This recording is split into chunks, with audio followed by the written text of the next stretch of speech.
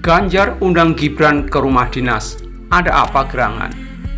Wali Kota Solo, Gibran Rakabuming Raka, tiba-tiba datang ke rumah dinas Gubernur Jawa Tengah Ganjar Pranowo, Jumat 19 Maret.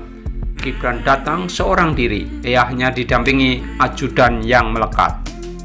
Sekitar pukul 07.00 WIB, Gibran tiba di rumah dinas Ganjar di Puri Gedeh, Kota Semarang.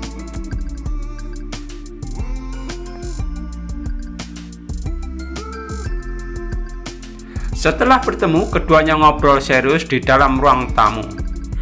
Ternyata tak hanya Gibran yang diundang Ganjar.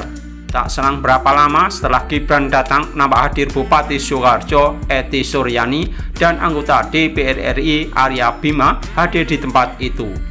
Ketiganya kemudian melanjutkan perbincangan tertutup di ruangan yang sama. Ditemui usai acara, Putri Sulung Presiden Joko Widodo itu mengatakan bahwa pertemuan itu digelar santai. Ia bersama Ganjar, Ety, dan Arya Bima hanya ngobrol santai terkait sinergi pembangunan daerah. Gibran mengatakan sejumlah persoalan dibahas dalam pertemuan itu. Intinya adalah bagaimana membangun kerjasama dalam pembangunan kawasan Solo Raya.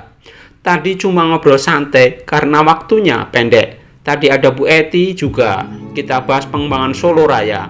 Karena masalah Sukoharjo itu masalah Solo juga, masalah bersama dan harus diselesaikan bersama, katanya.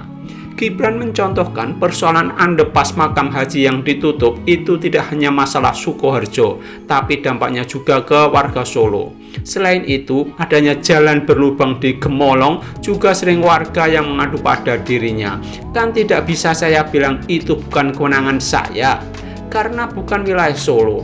Nggak bisa seperti itu. Sekarang semua masalah harus diselesaikan bersama, karena Solo Raya saling bergandeng tangan, tegasnya. Selain itu, persoalan konektivitas antar wilayah di Solo Raya, lanjut Gibran, juga dibahas dalam pertemuan itu. Misalnya, rencana pengembangan moda kereta api yang menghubungkan Solo Raya, serta penambahan koridor BRT ke wilayah-wilayah itu.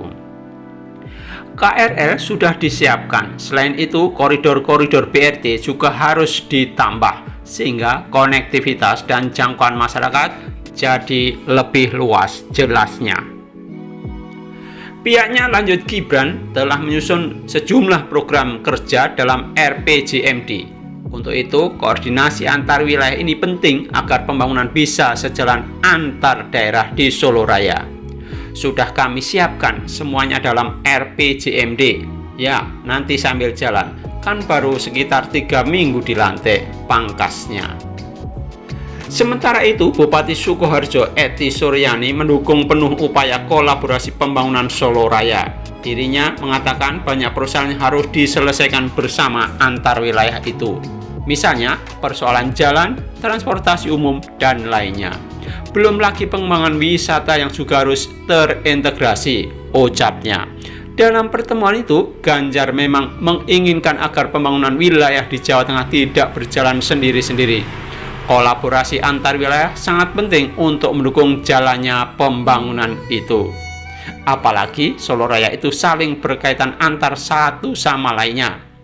Jadi memang harus bersinergi, baik pembangunan infrastruktur, transportasi sosial, pengembangan pariwisata, dan lainnya, katanya.